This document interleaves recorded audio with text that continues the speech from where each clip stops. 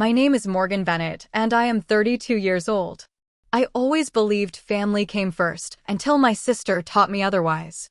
After years of hard work, I had finally secured my dream position as senior account manager at Apex Creative, one of the most prestigious marketing firms in Boston.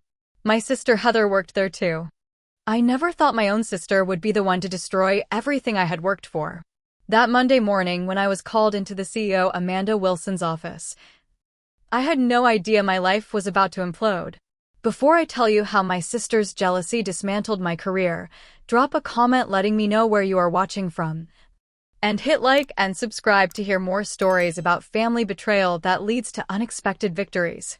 Growing up in suburban Boston, Heather and I shared a bedroom with a line of tape down the middle that neither of us dared to cross. Heather, 2 years older at 34, established the boundary when I was 6 and she was 8. That tape line perfectly symbolized our relationship from the beginning. Separate but parallel lives, always aware of each other. Always watching, always comparing. Our childhood was defined by Heather's constant need to be better. If I got an A on a test, she needed an A+. When I made the volleyball team, she became team captain. My first car was a used Honda Civic, so naturally, Heather saved up for a slightly newer Toyota Camry. Our parents noticed the pattern but found it amusing, even encouraging.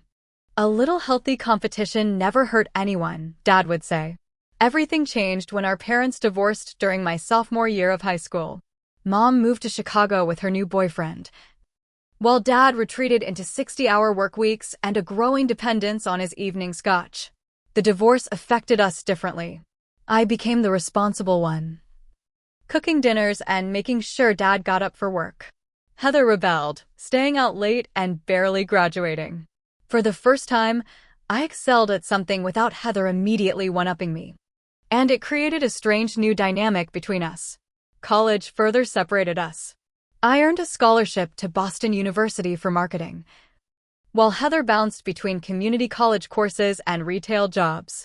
By the time I landed my entry-level position at Adams and Marshall Advertising, Heather was still trying to find her path. I worked 60-hour weeks, volunteered for every project, and slowly built my reputation. 3 years of dedication earned me a position at Apex Creative, the marketing firm everyone wanted to work for. 2 years into my time at Apex, Heather called me in tears. She had finally completed her marketing degree, but couldn't get interviews at any decent firms. I hesitated only briefly before recommending her to my manager at Apex. Using the goodwill I had built, I convinced them to give Heather a chance as a junior account coordinator. My colleagues were surprised. "You never mentioned having a sister in the industry," my friend Alicia Martinez commented. The first year with both of us at Apex was surprisingly pleasant. Heather was grateful, hardworking, and we even had lunch together twice a week. She met my boyfriend Ethan Reed and seemed genuinely happy for our relationship. We were closer than we had been since childhood. That should have been my first warning sign. Everything shifted when I landed the Callahan account. Gregory Callahan owned a chain of luxury boutique hotels across New England and was looking to expand nationally. His account was worth millions, and securing it earned me immediate recognition. The day I signed the contract, Amanda Wilson, our CEO, took me to lunch and hinted at bigger opportunities on my horizon. That evening, I invited Heather to celebrate with Ethan and me. She arrived at the restaurant an hour late, blamed traffic, and spent the evening asking pointed questions about how I had convinced Callahan to sign. "It must be nice to have charm that works on rich old men," she said, laughing as though it were a joke. Ethan raised his eyebrows at me across the table, but I defended her. "She is just having a rough day." The following weeks brought subtle changes.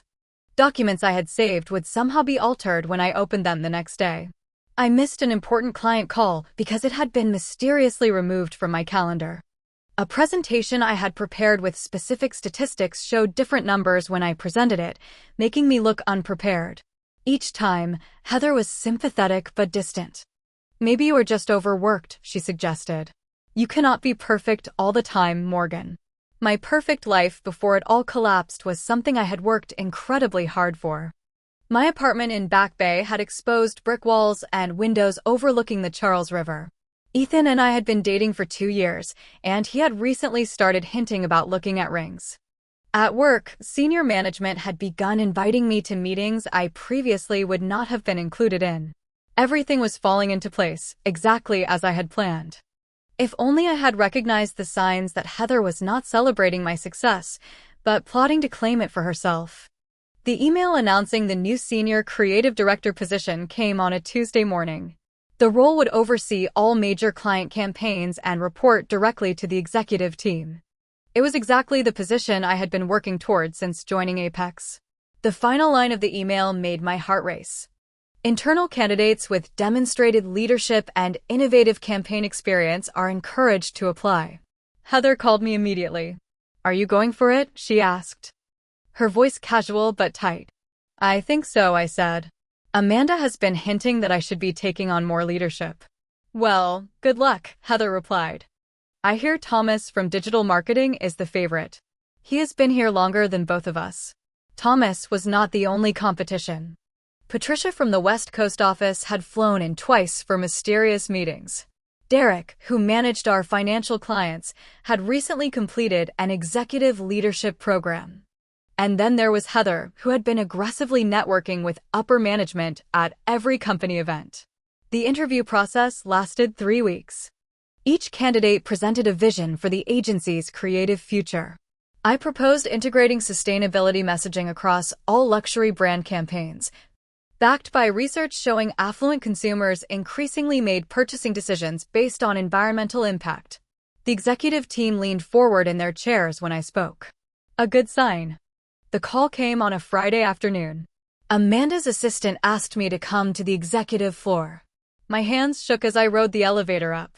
Amanda stood when I entered, a smile breaking across her usually serious face. "Congratulations, Morgan. We would like to offer you the senior creative director position." I accepted on the spot.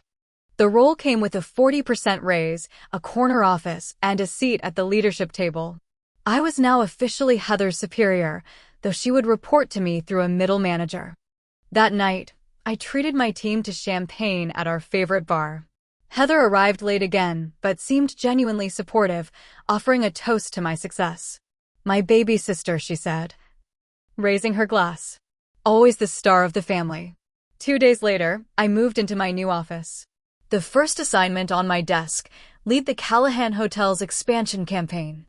Gregory Callahan wanted to open locations in Miami, Austin, and Seattle, each with locally inspired designs. It was exactly the kind of creative challenge I had dreamed of tackling.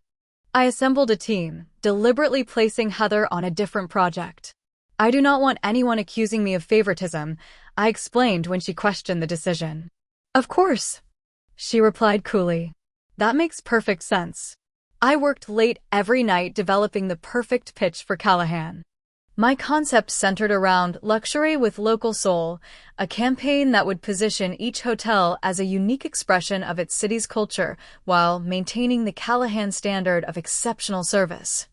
We created mock-ups of local artwork for the lobbies, menus featuring regional specialties, and partnerships with area businesses. The presentation was scheduled for Monday morning.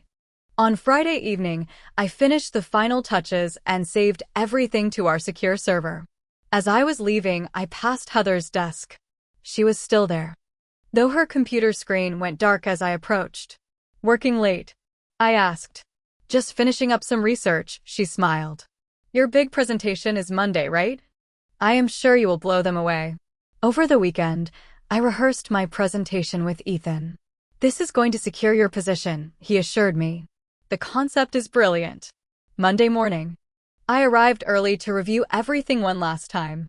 That is when I discovered the first problem. The financial projections showed different numbers than I had entered. The difference was subtle but significant. The projected return on investment had dropped from 29% to 22%. I frantically checked the rest of the presentation. The Miami location mock-ups showed the wrong color scheme. The proposed Seattle restaurant concept had changed from Pacific Northwest seafood to generic international cuisine. Someone had altered my work. There was no time to fix everything. The Callahan team was already in the lobby. I made quick corrections to the most obvious problems and hoped I could verbally address the others. The presentation began smoothly enough. Gregory Callahan nodded appreciatively at the concept boards. But when we reached the financial section, he frowned. "These numbers are significantly different from what we discussed," he said. "I apologize for the confusion," I stumbled. "There appears to be an error in the slides. The correct ROI projection is 29%, not 22%. Amanda Wilson's eyes narrowed. "Morgan, we need accuracy in client presentations." "This is concerning." The meeting deteriorated from there. With each slide, I found myself explaining discrepancies and corrections. By the end, Gregory Callahan looked disappointed, and Amanda's expression had hardened into something closer to anger. "We will need to revisit this," Amanda said as she showed the Callahan team out. "Morgan, my office after lunch." I spent the lunch hour investigating what had happened. The server logs showed that someone had accessed my files over the weekend using my credentials. But I had not logged in remotely. Someone had used my password. At 1:30, Amanda's assistant called. The meeting had been moved to the HR conference room. My stomach dropped. When I arrived, Amanda sat beside Jeffrey from HR. Their expressions told me everything I needed to know. "Morgan, we have discovered some disturbing information," Amanda began. "It appears you have been manipulating client data and sabotaging company materials." "What?" "No, someone altered my presentation." "I would never." Jeffrey slid a folder across the table. Inside were emails supposedly from my account discussing taking clients with me to start my own agency. There were also server logs showing my credentials accessing sensitive files I had no reason to view. "These are not mine," I insisted, my voice rising with panic. "Someone is setting me up." "We have digital evidence, Morgan," Amanda said firmly. "And this is not the first incident. Multiple team members have reported concerning behavior." Who? Who reported me? Neither would say, but I knew. Somehow I knew. "We have no choice but to terminate your employment, effective immediately," Jeffrey said. "You will be escorted to collect your personal items." The security guard who walked me to my office looked embarrassed on my behalf. As I packed my awards and photos into a cardboard box, a shadow appeared in my doorway. "Heather." "Goodbye, sis." She called loudly enough for nearby colleagues to hear. She gave an exaggerated wave as I placed my plant in the box. "Karma is a witch, is not it?" she whispered, leaning closer with a triumphant smirk. As the security guard led me toward the elevator, Heather's voice followed me. "I will take good care of the Callahan account, do not worry." In that moment, I knew with absolute certainty who had betrayed me. The morning of the Callahan presentation had started with such promise. I had arrived at 6:30 a.m. dressed in my navy blue power suit with the red silk blouse that always made me feel confident. The conference room was prepared with fresh pastries and coffee. Printed handouts of the presentation sat at each seat, ready to impress. Then came the horrifying discovery. As I clicked through the slides one final time, my blood ran cold. The market analysis section showed penetration rates of 12% instead of the actual 20%. The competitor analysis listed incorrect strengths and weaknesses. The budget numbers did not add up correctly. My fingers flew across the keyboard, trying to restore the correct information. How could this have happened? I had checked everything meticulously before leaving on Friday. Someone had deliberately sabotaged my work. With only 30 minutes before the clients arrived, I managed to correct the most glaring errors, but there was no time to fix everything.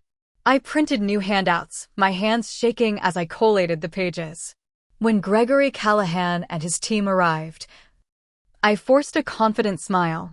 Gregory had always liked me. He was in his 60s, silver-haired and impeccably dressed. He had built his hotel empire from a single inherited property in Newport, turning it into a brand synonymous with understated luxury. "Morgan, always a pleasure," he said, shaking my hand.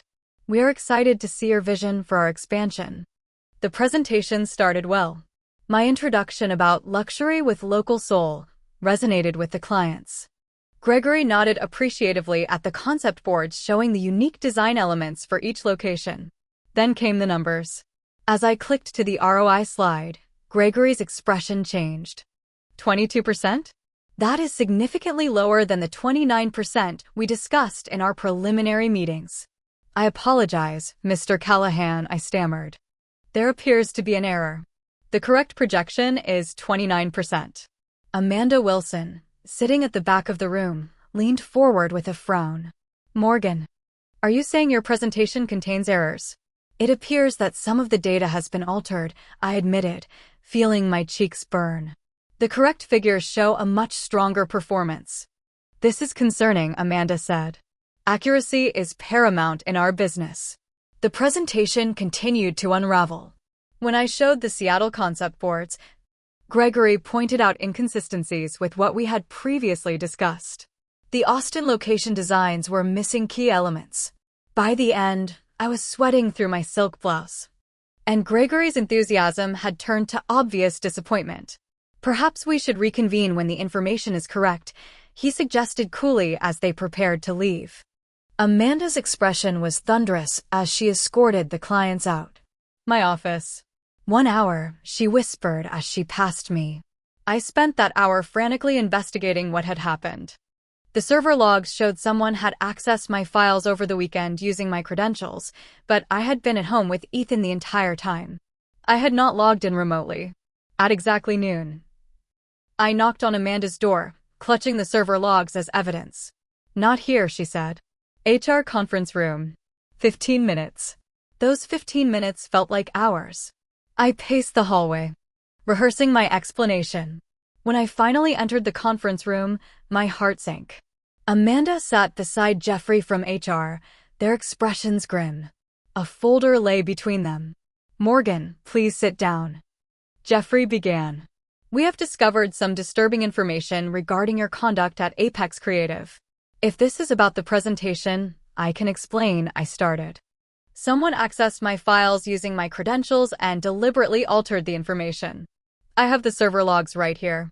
Amanda's eyes narrowed. This goes beyond today's presentation.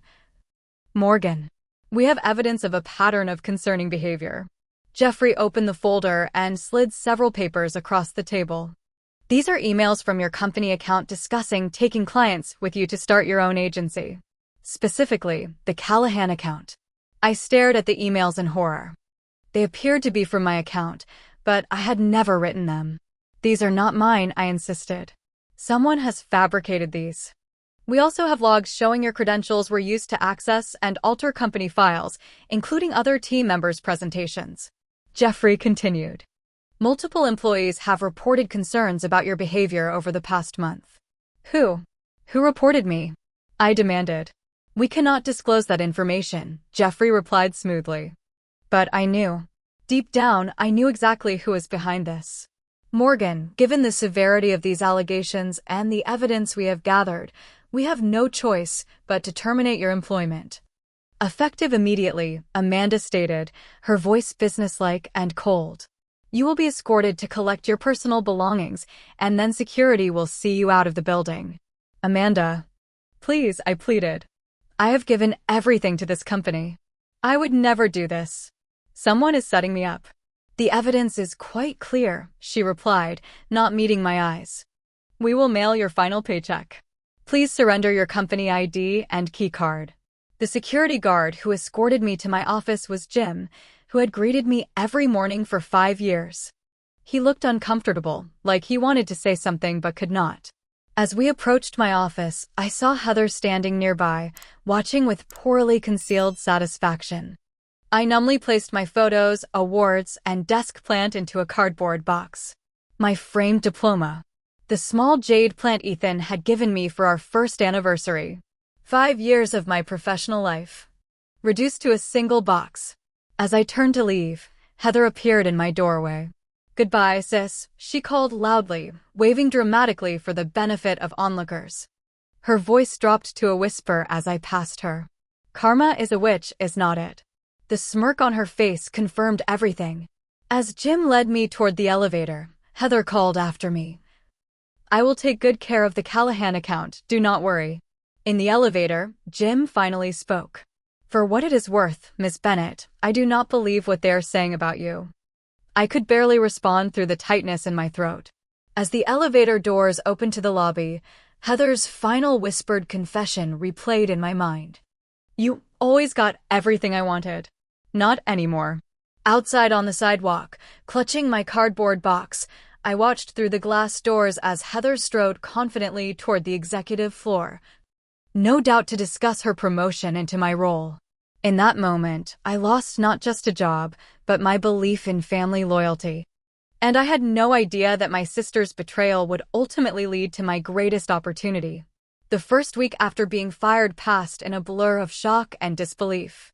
I barely left my apartment, replaying every moment leading up to my termination, searching for signs I should have noticed. The betrayal cut deeper than just losing my job. My own sister had methodically orchestrated my downfall. Ethan was supportive at first. He brought dinner every night that first week, listened to my tearful recounting of events, and assured me we would figure it out together. You will find another position easily, he insisted. Everyone in the industry knows your work. But I quickly discovered that was not true.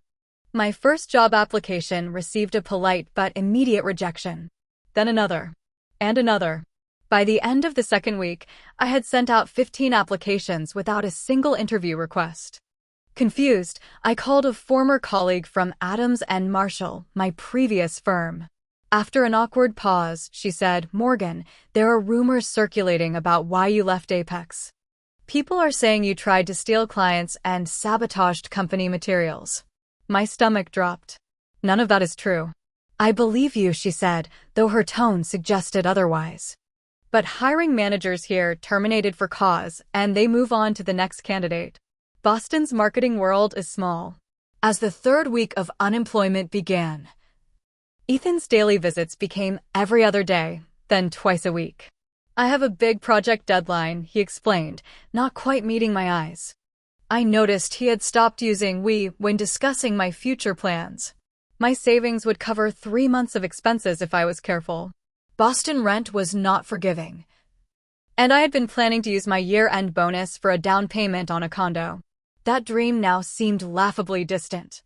Meanwhile, Heather's social media exploded with updates. A photo of her in my former office, caption, "Big promotion. Hard work pays off. #blessed."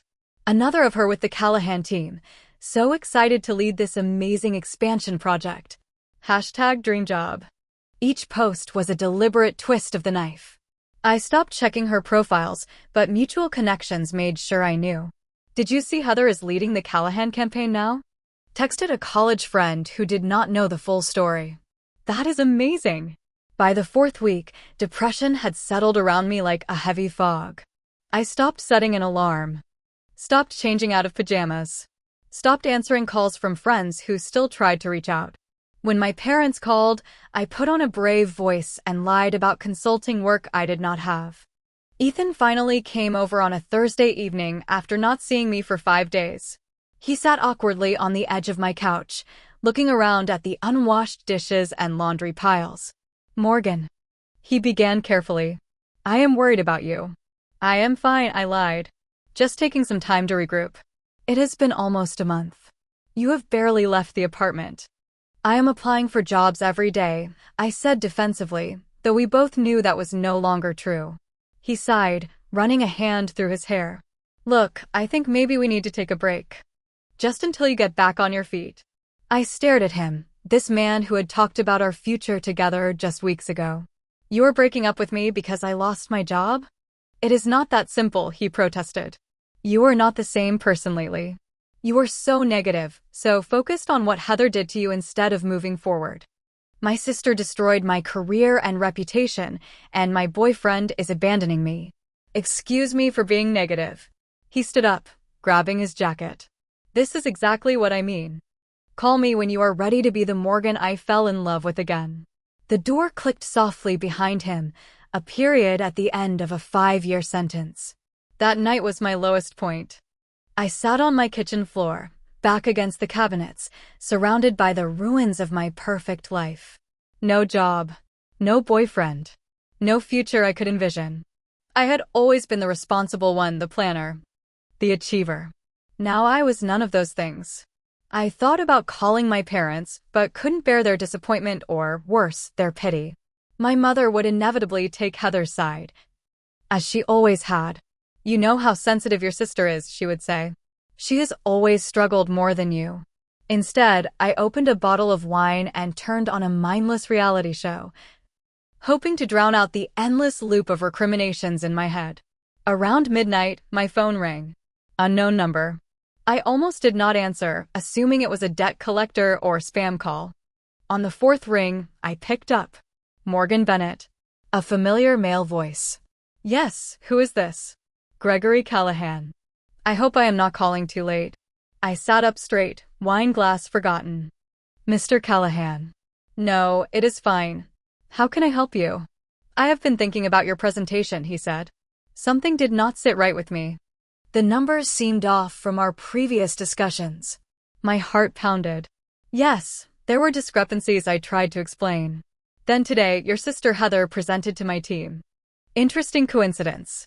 She showcased the exact same ideas you had, but something felt off about her presentation as well.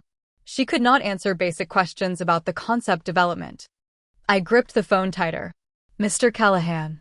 I have been in business 40 years, Ms. Bennett. I know when something is not right. Would you be willing to meet for coffee tomorrow? I have a proposition that might interest you." For the first time in weeks, I felt a flicker of hope. "I would be happy to meet you, Mr. Callahan." "Excellent. The Fairmont at 10 a.m. And Morgan? Do not mention this call to anyone." After hanging up, I stood in my messy apartment, mind racing. This was an opportunity, however small, to reclaim my professional reputation. As I gathered dirty clothes and loaded the dishwasher, I realized it might also be my chance to expose Heather's betrayal. For the first time since leaving Apex Creative in disgrace, I set my alarm. Tomorrow would be different. Tomorrow, I would start fighting back. The Fairmont Hotel lobby gleamed with old-world elegance. Polished marble floors reflected crystal chandeliers, and the scent of fresh flowers perfumed the air. I had arrived 20 minutes early, giving myself time to find a quiet corner of the cafe and calm my nerves. My navy blazer, usually confidence-inspiring, felt like a costume after weeks in sweatpants. Gregory Callahan arrived precisely at 10, impeccably dressed as always in a tailored suit. He spotted me immediately and walked over with purposeful strides. "Morgan, thank you for meeting me," he said, shaking my hand firmly. "You look well." A kind lie, considering the dark circles under my eyes and the weight I had lost. I had spent an hour that morning trying to look like my former professional self. After ordering coffee, Gregory got straight to the point. "I have been working with Apex Creative for 7 years. In that time, I have developed a sense for the firm's style and process. Your presentation, despite the errors, showed a deep understanding of my vision for the Callahan expansion." I nodded, unsure where he was heading. "Yesterday, your sister presented what she claimed were her original concepts. The slides were polished, the numbers added up, but when I asked detailed questions about the development process, she stumbled. She did not have your depth of understanding." My hands tightened around my coffee cup. "Mr. Callahan, He held up a hand. "I do not need the details of whatever office politics are at play. What I do need is someone who truly understands my brand to handle this expansion. Since you are no longer with Apex, I am considering moving the account elsewhere." I blinked in surprise. "Apex would be devastated to lose your business." "Perhaps." He shrugged slightly. "But I work with people, not companies. I trusted you, Morgan. Still do, in fact." He pulled a folder from his briefcase and slid it across the table. Inside were printouts of the altered presentation files, alongside what appeared to be digital forensic reports. "My nephew is in cybersecurity," Gregory explained. He examined the metadata on the files Apex sent over. "Interesting reading. The original creator was you, but the last person to modify them before the presentation was another user. The system shows your credentials, but the IP address traces to a different computer than yours." My mind raced. "You had these files examined?" "I did not build my company by being easily fooled," he said with a slight smile. "Now, here is my proposition. Start your own agency. My expansion project will be your first client. For a moment, I thought I had misheard him. You want me to start an agency? You have the talent and vision. What you need is an opportunity and backing. The Callahan account would give you immediate credibility. $3 million for the first year, with option to renew. I do not know what to say. Say yes, he replied simply. My lawyers will draw up the contracts. We can start next month. Mr. Callahan, I appreciate your faith in me. But starting an agency requires infrastructure, a team. Details, he waved dismissively. You will figure it out. And please, call me Gregory. As I left the hotel an hour later, my mind spun with possibilities. Gregory's offer was both terrifying and exhilarating. I had always planned to start my own agency someday, but in the distant future, after years more experience. Now I was being handed the chance prematurely, born from my sister's betrayal. Over the next week, I researched what starting an agency would entail. I would need office space, business registration, insurance, accounting systems, and most importantly, a team. My savings would cover initial expenses, but I would need to move quickly before Gregory changed his mind. I also began investigating what had really happened at Apex. Using contacts from my 5 years there, I pieced together Heather's actions. She had carefully gained access to my computer when I stepped away for meetings. She had planted seeds of doubt about my work ethic and loyalty with key stakeholders. Most damning, she had methodically altered my files in ways subtle enough to make me look incompetent rather than sabotaged. Through LinkedIn, I tracked down Alicia Martinez, who had left Apex 2 years earlier under circumstances similar to mine. Over coffee, she shared her experience. Heather joined my team right after you recommended her, Alicia explained. At first, she was helpful, eager to learn. Then things started happening. Missing client files, altered presentation data. And always, Heather was there to point out the problems. They fired you for it? I asked. Alicia nodded.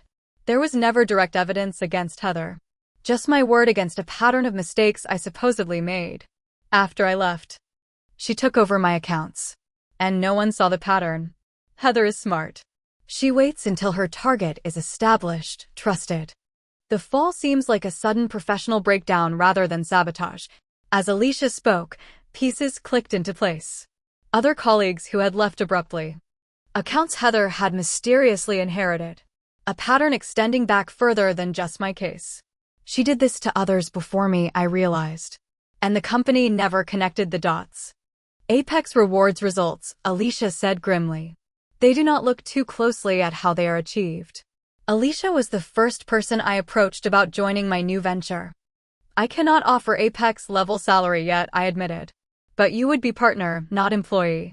Equal stake in our success. She agreed immediately. I have been freelancing since Apex. But I miss agency work. And the chance to build something from scratch? That is rare. Over the next 2 weeks, I secured a small office space in a converted warehouse in South Boston. Industrial chic on a budget, with exposed brick and large windows. I registered Bennett Creative LLC, opened business accounts, and began assembling equipment. My second hire was Tom Wilson, a brilliant graphic designer who had been overlooked at Apex due to his quiet demeanor. The third was Zach Johnson, a digital marketing specialist who had previously interviewed at Apex, but lost the position to one of Heather's friends despite superior qualifications. As my small team took shape, I felt a renewed sense of purpose. The fog of depression lifted, replaced by the exhilarating terror of entrepreneurship. Every decision was mine. Every success or failure would reflect directly on my leadership. The first time I unlocked the door to our modest office space, keys jangling in my hand, I felt a surge of ownership unlike anything I had experienced at Apex. The empty desks and bare walls represented possibility. This was mine. Something Heather could not take away. While building Bennett Creative occupied most of my waking hours, I continued investigating Heather's past. Through careful conversations with former colleagues, I discovered her pattern extended beyond professional sabotage. She had a history of using others' ideas as her own, taking credit for team successes while deflecting failures. She had methodically cultivated relationships with executives, particularly married male executives who might be vulnerable to her attention. Most surprising was the discovery that Heather had been feeding information to Apex's main competitor for months. Small leaks about pricing strategies and client pitches. Nothing that would immediately signal corporate espionage, but enough to give competitors an edge. The final piece fell into place when I obtained records of Heather's finances. For someone on her salary, she was spending lavishly. Designer clothes, weekend trips, a recently purchased luxury car. The numbers did not add up unless she had another source of income. As Bennett Creative took shape, I faced an ethical dilemma. I had gathered enough evidence to potentially destroy Heather's career.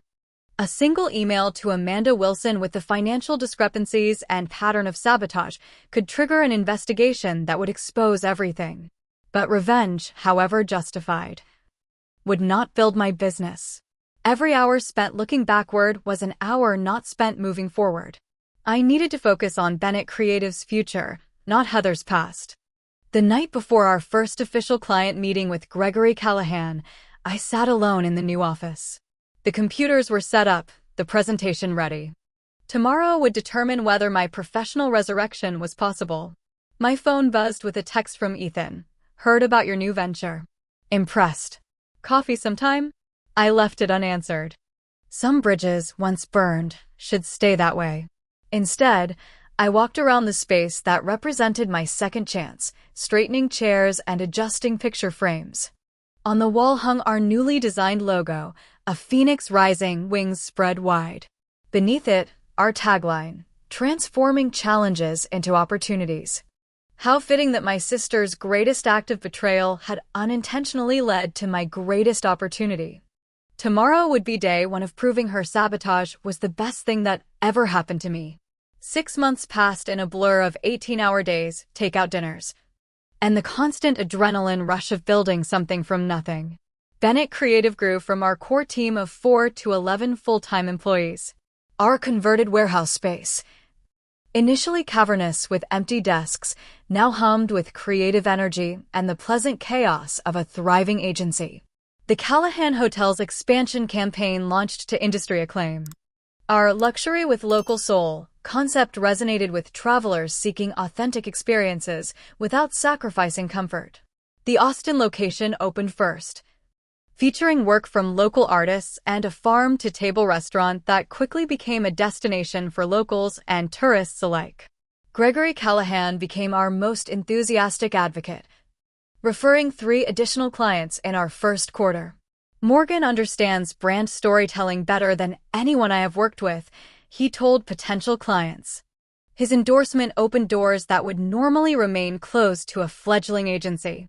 Word spread through Boston's marketing community about the upstart firm delivering results for premium clients. Former Apex colleagues reached out, curious about opportunities. I hired selectively, choosing talent over experience, passion over pedigree. Many were people who had been overlooked or undervalued at larger agencies. Alicia proved to be the perfect business partner, complementing my creative focus with operational expertise. We are profitable 3 months ahead of projections, she announced during our quarterly review. The Callahan referrals have accelerated our growth timeline significantly. As Bennett Creative flourished, I continued my quiet investigation into Heather's past. Not out of obsession, but as insurance against future attacks. What I discovered went beyond professional sabotage to something potentially criminal. Through careful conversations with former administrative staff at Apex, I learned that Heather had been secretly feeding information to their main competitor, Meridian Group, for over a year. Pricing strategies, pitch decks, client pain points all passed through her to Meridian's executive team, giving them an unfair advantage in competitive bids. More concerning were the financial irregularities. A junior accountant who had recently left Apex confided that she had noticed discrepancies in expense reports Heather had submitted. Nothing major enough to trigger an audit, she explained, but consistent patterns of duplicate submissions and inflated costs. The pieces formed a troubling picture. Heather was not just manipulative, but potentially engaged in corporate espionage and financial fraud. The question remained, what to do with this information? My dilemma resolved unexpectedly through a chance encounter at an industry conference. I had been nominated for a Rising Star Agency award, validation that Bennett Creative had established itself as a legitimate contender in Boston's competitive market. During the pre-ceremony networking reception, I found myself face-to-face with Jonathan Pierce, Apex's chief financial officer. After an awkward moment, he surprised me by extending his hand. Congratulations on your nomination, Morgan. Impressive achievement in such a short time. Thank you, I replied cautiously. I appreciate that. He glanced around before continuing in a lower voice. For what it is worth, I had reservations about how your situation was handled. The evidence seemed too convenient, too perfect. My pulse quickened. What do you mean? Let us just say that after you left, certain patterns became more noticeable. He handed me his card.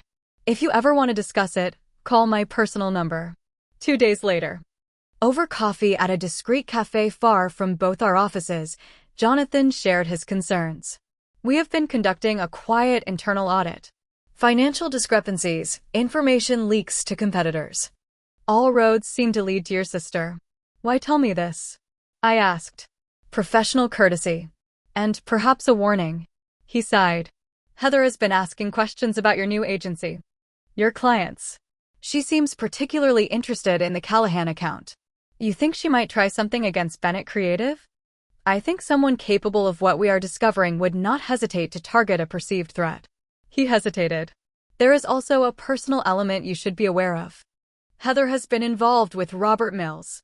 Robert Mills was Apex's married creative director, a man with considerable influence over hiring and promotion decisions.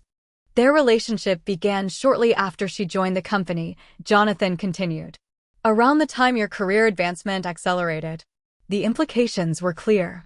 Heather had used every available avenue to advance herself, including leveraging a relationship with a married executive.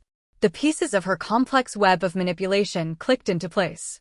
As Bennett Creative continued to grow, we received an unexpected opportunity, an invitation to pitch for Maxwell Industries, a premium home goods manufacturer and one of Apex's oldest clients.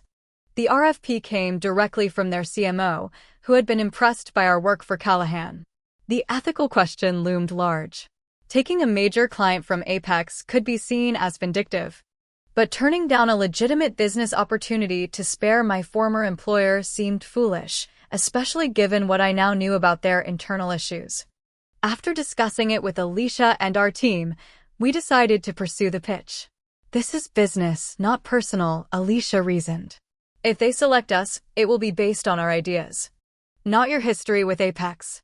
Our pitch to Maxwell Industries centered on repositioning their brand to appeal to younger consumers without alienating their established customer base.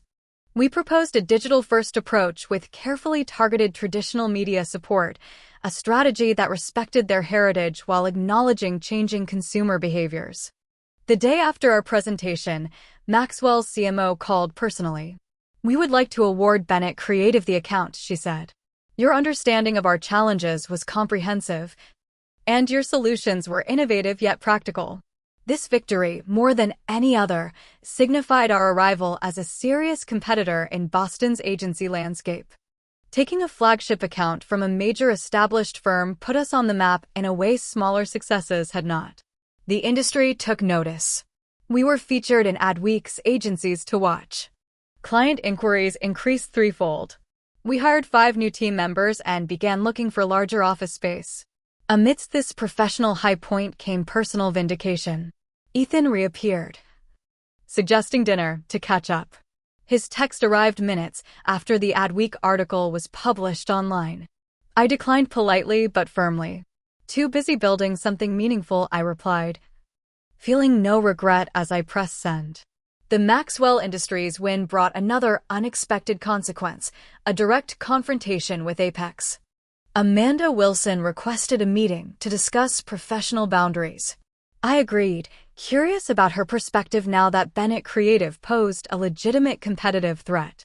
We met at a neutral location, a private room at an upscale restaurant halfway between our offices. Amanda looked tired, the confident executive demeanor somewhat diminished. "Congratulations on your success," she began, surprising me with what seemed like genuine admiration. "You managed to build something viable so quickly." "Thank you," I replied. "It has been an educational experience." "I assume that is why you wanted this meeting? To educate me on how Apex mishandled your situation." I shook my head. "Actually, I accepted your invitation out of curiosity. I have moved beyond what happened at Apex." She studied me for a moment. "We are conducting an internal investigation into certain irregularities. Your name has come up repeatedly as someone who may have information." "About Heather," I stated rather than asked. Amanda nodded. "Among other matters.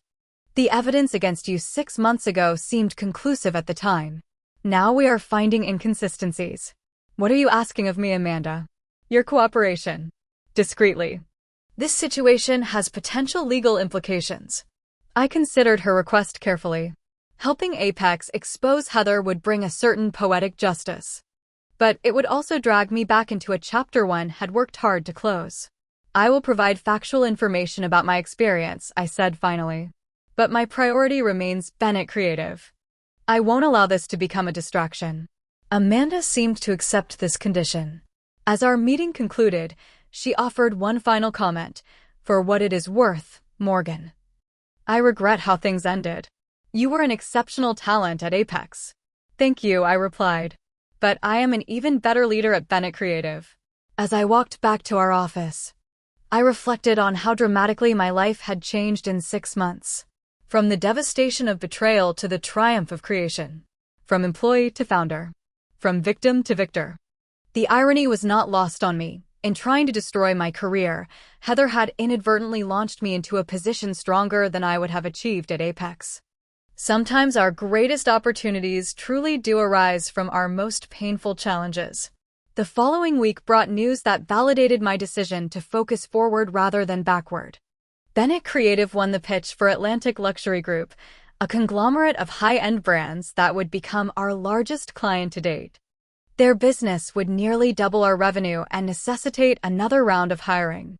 As we celebrated with champagne in our increasingly cramped office space, I received a text from Jonathan Pierce. "Heather has been suspended pending investigation. Thought you should know." I set my phone down without sharing the news. This was Bennett Creative's moment of triumph, untainted by the past. Whatever happened to Heather now was her story, not mine. I had a different story to write. The Boston Marketing Excellence Awards was the premier industry event of the year, a black-tie gala where agencies celebrated their best work and networked with potential clients. Bennett Creative had been nominated in 3 categories, including Best New Agency, a remarkable achievement for a firm less than a year old. As I stepped out of the car in front of the historic Fairmont Copley Plaza Hotel, I felt a moment of déjà vu. Almost exactly 1 year ago, I had met Gregory Callahan in this hotel's cafe. A desperate former executive clutching at a lifeline. Now I arrived as the founder of a thriving agency, accompanied by my leadership team in evening wear. Our success evident in our confident strides. The ballroom glittered with crystal chandeliers and the shimmer of designer gowns. Industry veterans mingled with up-and-coming talent. Champagne flowed freely, and the buzz of animated conversation filled the air. Bennett Creative had reserved a table near the front, a position that would have been unthinkable months earlier. As we made our entrance, I scanned the room automatically, a habit formed from years of networking events. My gaze froze on a familiar figure across the ballroom.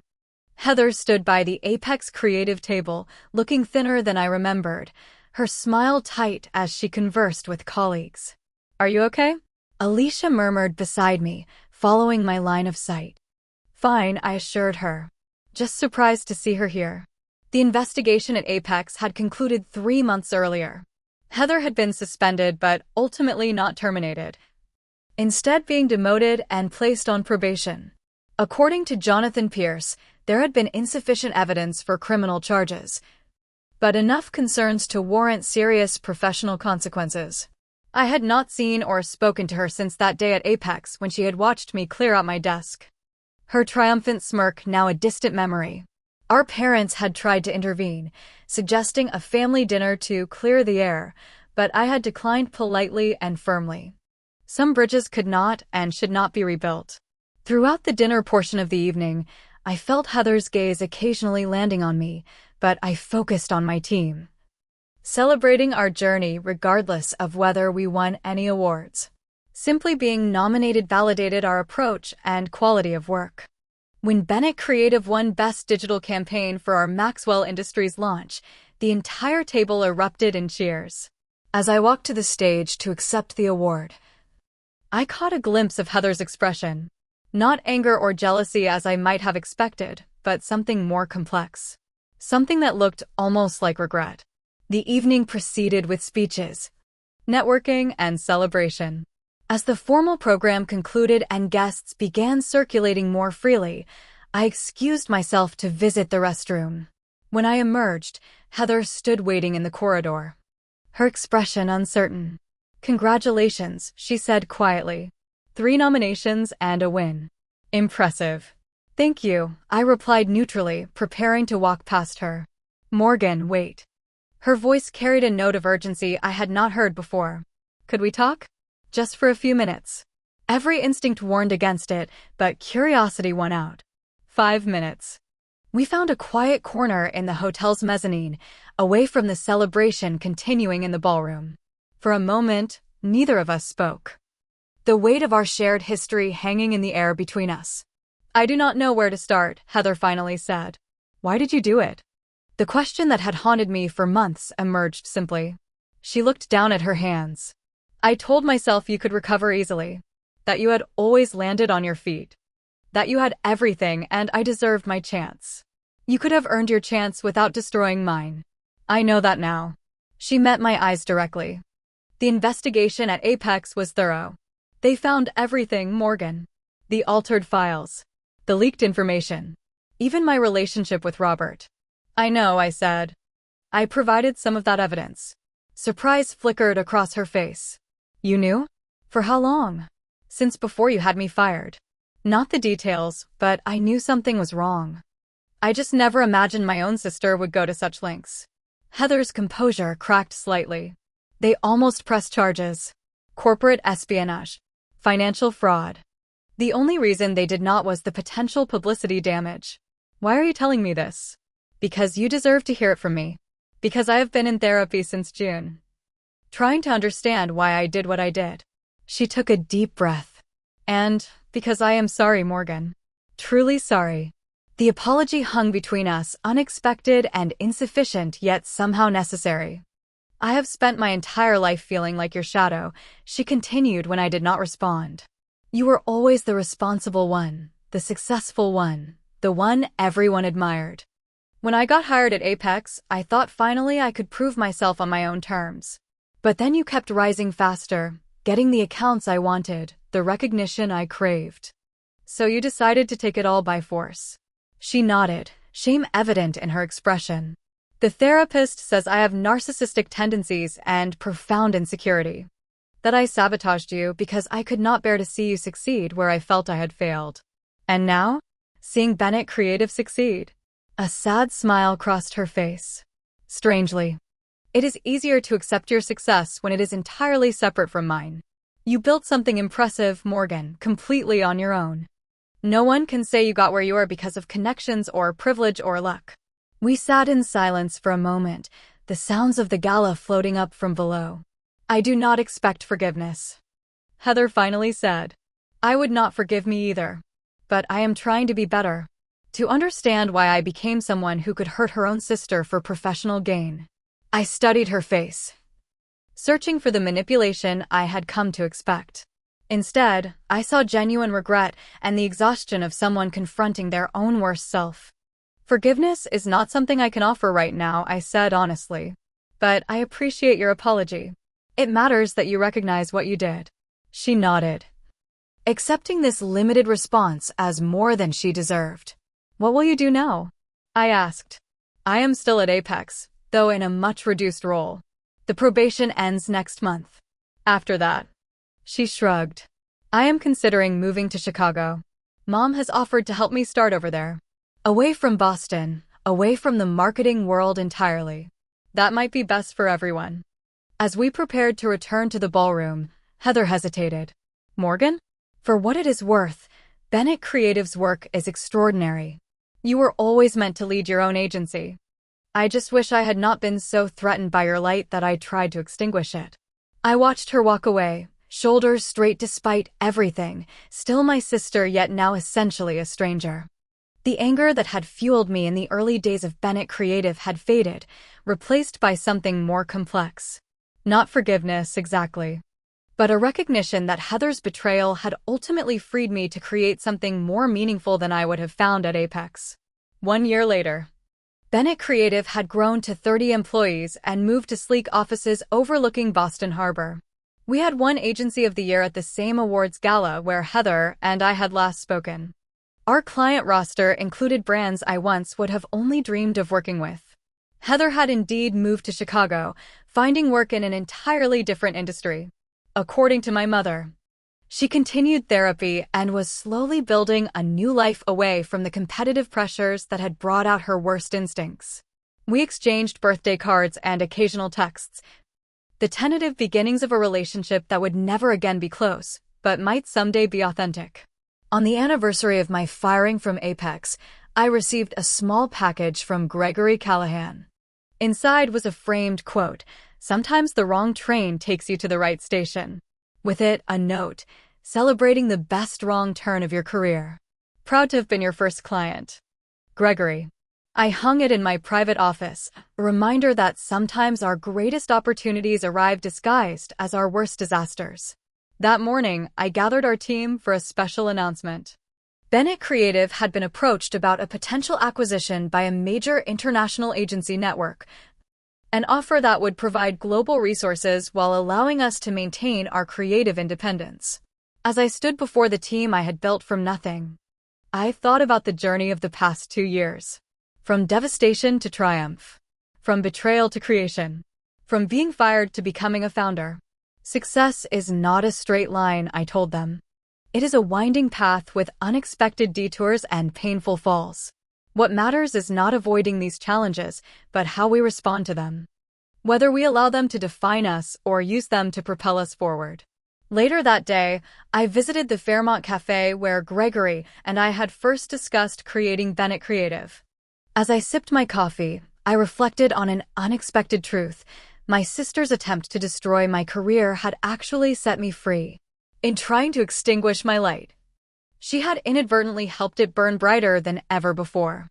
Have you ever experienced betrayal that ultimately led to something better? I would love to hear your stories in the comments below. And if this story resonated with you, please hit the like button, subscribe to my channel, and share with someone who might need to hear that sometimes our worst moments can lead to our greatest opportunities. Thank you for listening, and remember that success is not about never falling, but about how magnificently you rise afterward.